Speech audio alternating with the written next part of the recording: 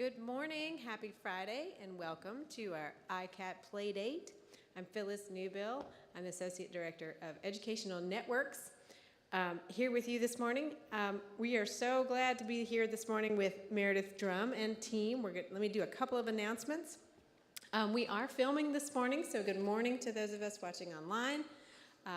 It is a 360 camera, so if you're online, you can move your camera around to see who's in the room or to see a different view. Also, for those of you in the room, you're on camera, and you will be on the internet afterwards. Behave accordingly. We've got donuts outside. I hope you've enjoyed those already. If you have questions in the room, of course, just raise your hand. I'll come to you with the mic so folks online can hear us. And if you're online, there is a link for questions either in the caption or on the web page. We'd love to hear from you and to know that you're here this morning. Speaking of knowing that you're here this morning, if Professional Development Network or PDN credit is useful to you, as a faculty member, feel free to register for this event and I will give you credit, but you need to let me know that you're here. You can either make eye contact or send me an email or I got you, Scott. You can make eye contact, send me an email, or send me a note through the questions link. Some announcements this morning. ICAT Creativity and Innovation Day is coming up on Monday, May 2nd. Coming very quickly. We'll be here at the Moss Art Center and a few other places around campus. I hope you'll check out the ICAT webpage for all the details about that. It's going to be a great day. There's so much student and faculty work showing, kind of the cutting edge of all the things that we're doing now. So make sure you come for that. We will also have on ICAT Creativity and Innovation Day the Biotech Couture Fashion Show. So the whole show is on Sunday night. Don't miss that if you want to see the whole thing. You'll see an abbreviated version at 3 o'clock over at the CID LLC community assembly where we sometimes have our play dates. Immediately following that abbreviated fashion show, we will have a panel discussion on amplifying voices and the arts and the future and unplugging those same things. And Meredith Drum is actually one of our panelists, so I'm so glad you're here today. Also happening, and I'm sure that Meredith's going to mention this, that there's a show called Monuments Dissected that's happening. The installation is today 10 to 6:30. Did I get that right? Okay. And tomorrow 10 to 1 and 3 to 5:30. And their performances tonight at 7:30, tomorrow at 2 and 6:30. So there are cards outside with this information. There's another ICAT Creativity and Innovation Day exhibitor doing an event, Community Pulse. You can check on the ICAT webpage more for that, but that's on April 28th. So there's so many fun events happening. I hope you can go to all of them. With that, I'm going to turn it over to Meredith Drum and her team to talk to us about this amazing project, Monuments Dissected. Thank you. Thanks, Phyllis. I'm not a morning person, so hopefully I will get this right, and I'm going to look at my notes. Monuments Dissected, Engaging Public Art in Contested Space is an installation and musical performance centered around you, and the project is centered around a growing collection of audio interviews about the past, present, and future of Confederate and colonial monuments in the U.S. The project was created by me, Meredith Drum, and I'm an assistant professor in the School of Visual Arts, as well as Annie Stevens, John Irrera, and Rachel Rugh, who are all from the School of Performing Arts, and Tanner Upthegrove, who's here with us, who's an essential part of ICAT. We also had graduate assistants from Bryce Burrell, who's an MFA in our SOVA's Creative Technologies graduate program. And with an ICAT grant, so thank you very much, ICAT, we were able to commission music from two really incredible internationally renowned artists, Grisha Coleman and Norris, and we're really happy to have Marcus here with us today, and he'll speak briefly in just a moment. He's coming from UCLA where he's earning his PhD. So as a white middle-class woman, I make reference in this project when I write about it to racial categories. I recognize that they are not neutral and that they are fraught with problems, but I still think that it's useful to bring the participants' identities to the forefront. When I was speaking to Grisha Coleman who commissioned the other work other than Marcus, she was mentioning, well, if you are mentioning Marcus's identity and my identity, she's a Black woman, I think you should mention everybody's. So why am I making this project? I started working on it about 3 years ago, interviewing people. That's kind of the basis of it. And I've been inspired by Toni Morrison's Bench by the Road project, which is a really beautiful, simple project where the Toni Morrison Society puts benches in places that are significant to the history of slavery. The first one was placed on Sullivan's Island, which was a very important island in the Charleston Harbor. So when ships would come from Africa with enslaved people, they were placed in Sullivan's Island and processed there before they were brought to Charleston.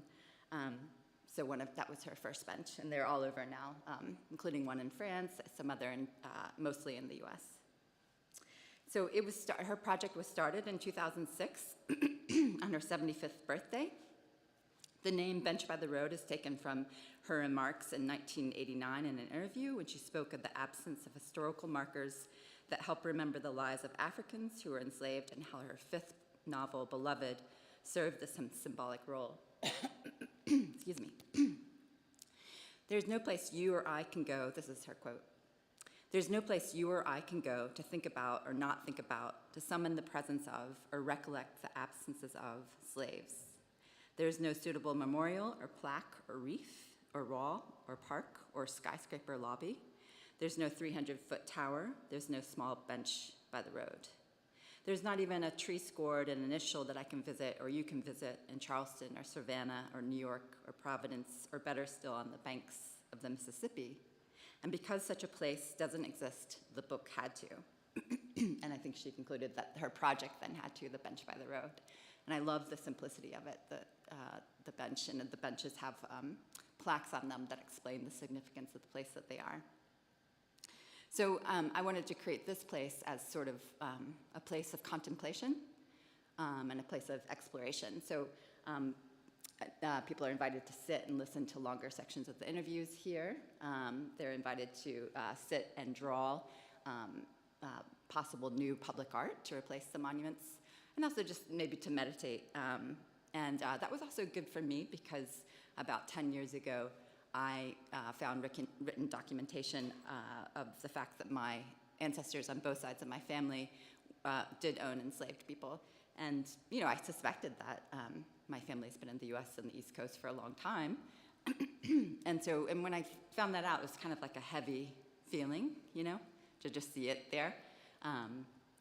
And so, you know, I also gave me energy, you know, and I sometimes wonder, you know, do I have the right to talk about this issue?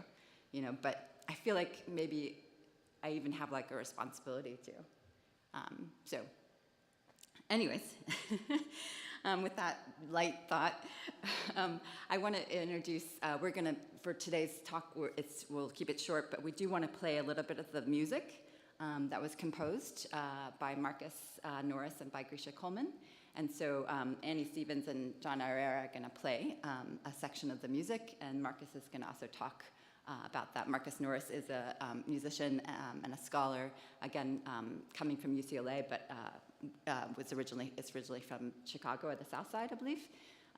Well, you can talk about your background, and has won many awards, and we're really lucky to have Marcus here. So, yeah. Did we want to play the music first, or Marcus speak?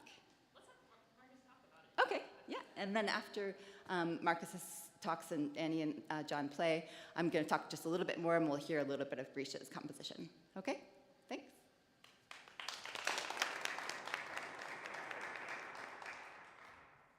Good morning, good morning. As been mentioned, my name is Marcus Norris. I'm going to be very brief. I like to let the music talk. I kind of feel like when people ask me about the work, I'm like, I just listen to the music. So the piece you're about to hear, or the segment of a piece you're about to hear, is called The Land Makes Her Own Artist. And that was something that really struck me when I listened to the interviews. In addition, we'll talk more about that part later, but in addition, I was really interested in this idea of memories and using art to keep these memories alive. But when we talk about some of the monuments in this, a lot of these are harmful memories. So I would say most of the music that you'll hear in the whole thing kind of exists on this spectrum between like nostalgic and painful in various amounts. There's a lot of momentum in a lot of the music. I was thinking about like the relentlessness of time just keeps going. Whether we want to like, we never get any time to like sit and process these things because time just keeps going and keeps going. I was really happy that they chose the movement that you're going to hear this morning for this presentation because one of the things that really interested me from the interviews as well was someone mentioned that like when we talk about these Confederate monuments, much of the memories that they're celebrating aren't actually accurate. A lot of it gets misremembered or mistold intentionally or otherwise. And so I kind of tried to like sneak that into a lot of the movements where you'll hear something happen and then it'll be remembered later, but it's not quite the same anymore. But the movement that you're going to hear this morning makes it really obvious where you'll hear something happen and then it'll kind of get misremembered in an interesting way. And I think you'll hear the relationship. Thank you.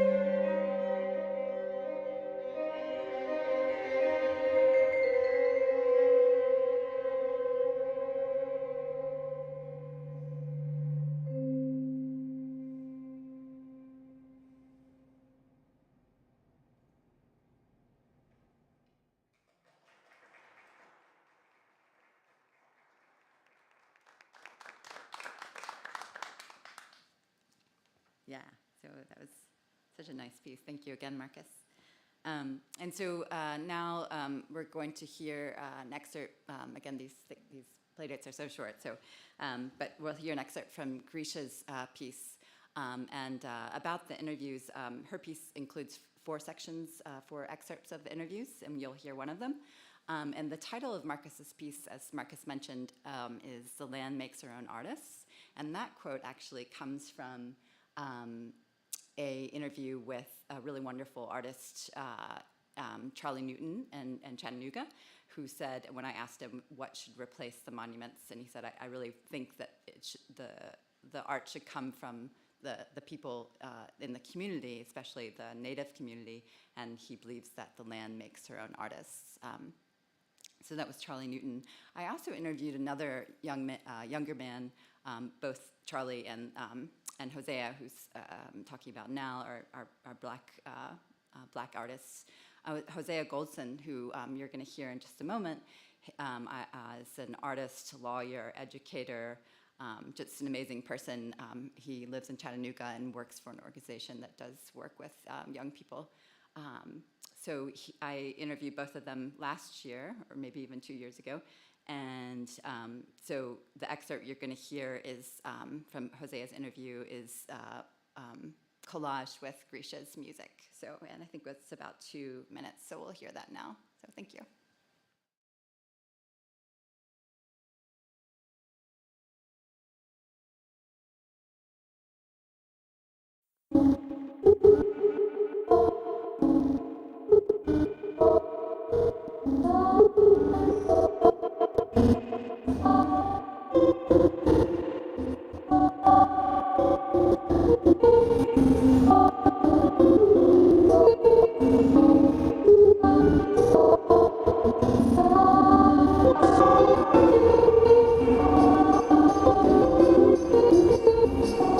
I think that the risk in completely like rendering them invisible is the risk of perpetuating the myths, that just perpetuating the same narratives that have led to a lot of their creations, or that have, you know, led to a lot of people's shock of this past summer's uprising, and the fact that people didn't realize that this has been a problem for some time.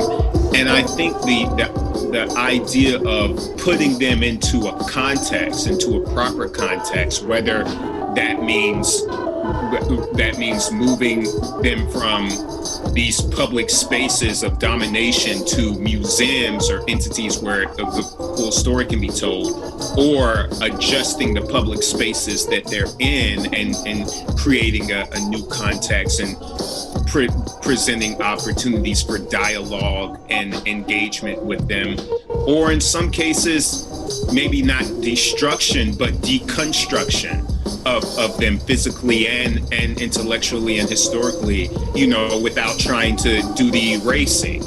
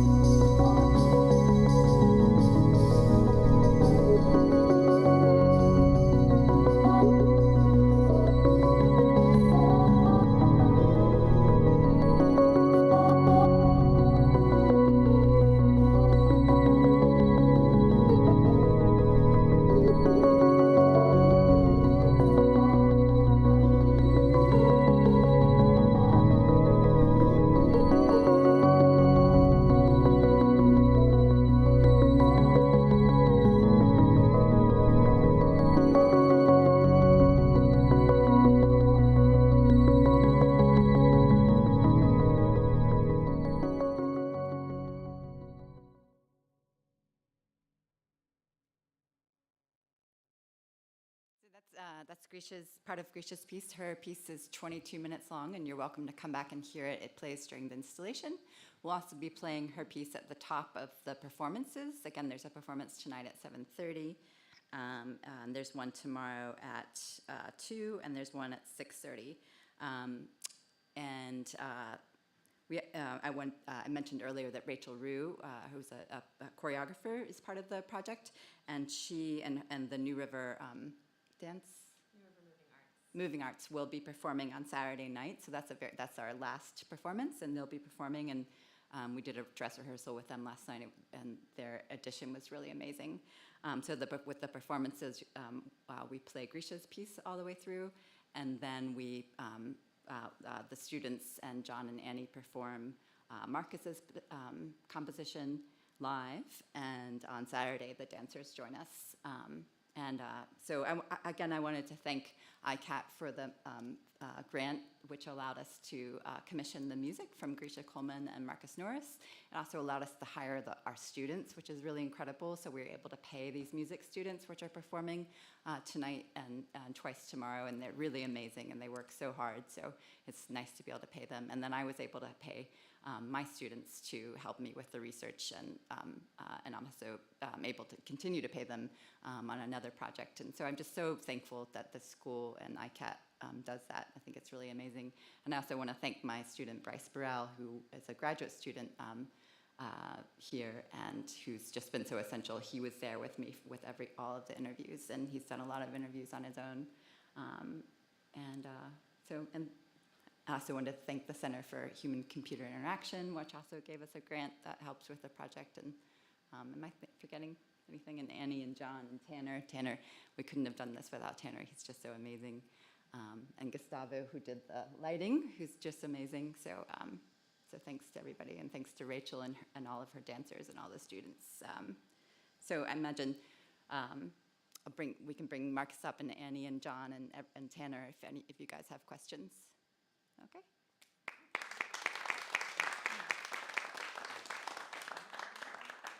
There are so many things to love about this project. I love that. Thank you for just noting all of the different disciplines, which is, what we're about at ICAT, and also the topic is a tough one, and I'm glad we're here to talk about it and here to do it. What questions do we have?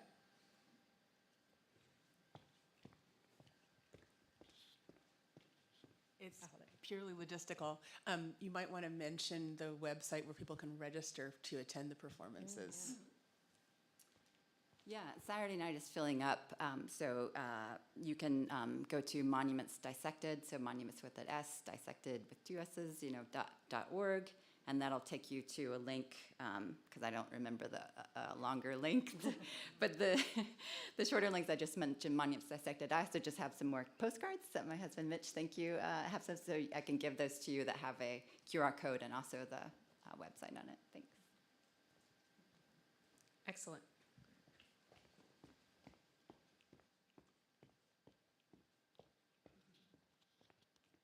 Yeah, I just wanted to say, first of all, thank you for that. That was the terrific presentation. And it's just enough to make us all want to go see the performances, so that's perfect.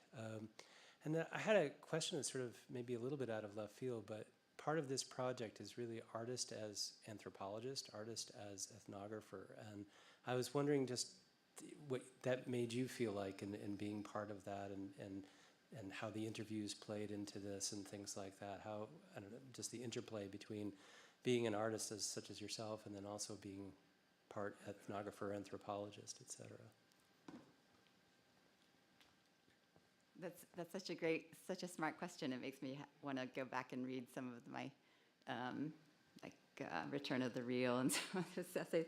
Yeah, I mean, because I think of myself as a documentarian, probably more, a documentarian artist. So I don't know how to answer it right now, but I think that's such a chewy question. So thank you. I've got one while we're thinking. We're in this kind of physical space of the cube, and if you're online, you can't see the sky that is projected, the clouds that are moving in the projection above, and there's this physical piece here. Can you talk about these pieces and how you set up the room? Sure, yeah, this project actually was conceived at first as an augmented reality project, which my amazing undergrad, Sam Laley, is working with me on, and I got a different grant from ICAT, thank you, to work on that and pay Sam and other students. So I had conceived of it and it's a mobile AR that's taking place on your phone and tablets, and so it has a very different visual field. And the focus is on audio. All the interviews are just audio. And the idea was that you would be walking around the place of these monuments and listening and doing some visual interaction, but a lot of it would be listening. So then when we had the opportunity to work with Annie and John and Tanner and everybody and Rachel, I was like, oh, so what do we do? And it was my first time working in the Cube. I've only been here for 3 years, and the pandemic has taken up most of those times. So, I'd never had the opportunity. So it's been really fun to work in here. So thank you guys for working with me. So the sky is just to kind of bring in the outside, since we're talking about public art. And the sandbox is sort of, it's these broken monuments. It's this footage of monuments coming down, like footage from YouTube. And so it's kind of about this chaotic state that we're in, but also the possibility. So like the play that happens when you have like a sandbox or a playground. So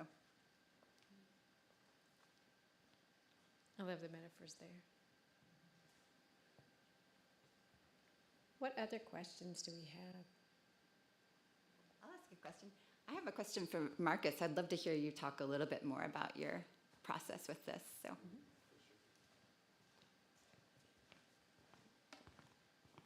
Sure. Yeah. So I was immediately excited when Annie and John reached out about it.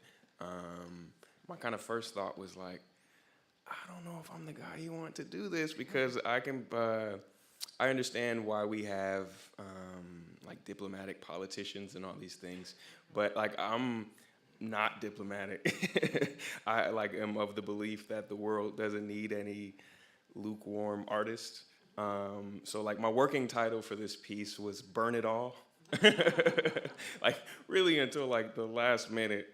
But I just couldn't get that quote out of my head. The land makes her own artist, and as an artist myself, I just decided to think like, okay, I can focus on the destruction, I can focus on the negative, or I can focus on the love, on the positive, on the building of it. Is why I ended up changing the title at the last minute. I hope that's insightful. I hope that's helpful. I'll come to you, Megan. I have another question before he goes away. So I completely agree. I think a lot about how design is not neutral and art is not neutral, even when we sort of pretend that it is. So I wondered how the interviews themselves impacted the music that you created.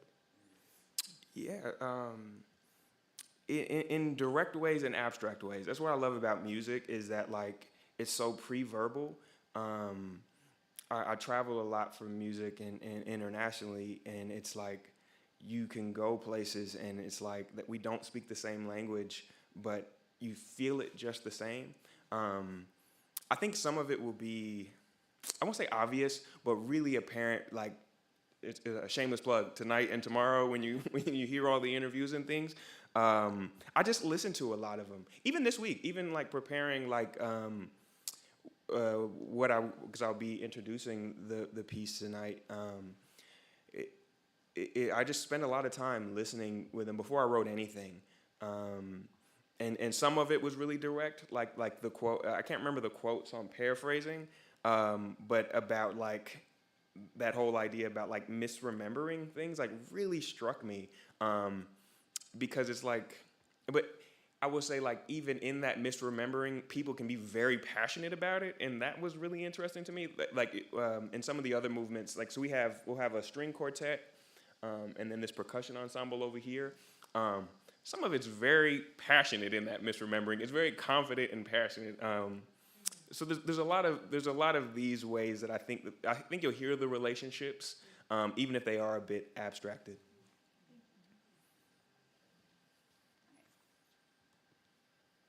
Excellent. Well, we are at time. So I thank you so much for your time and for being here this morning and spending your Friday morning getting up early with us. I hope you'll come back for the shows this evening and through the weekend. I hope that all the shows go fabulously. Thank you so much for sharing your art and work with us. We have one more Playdate next week. Yes? Yes, thank you. One more Playdate next week, so we are here again. So here, same time, same place next week. And thank you so much for being here. Have a great weekend.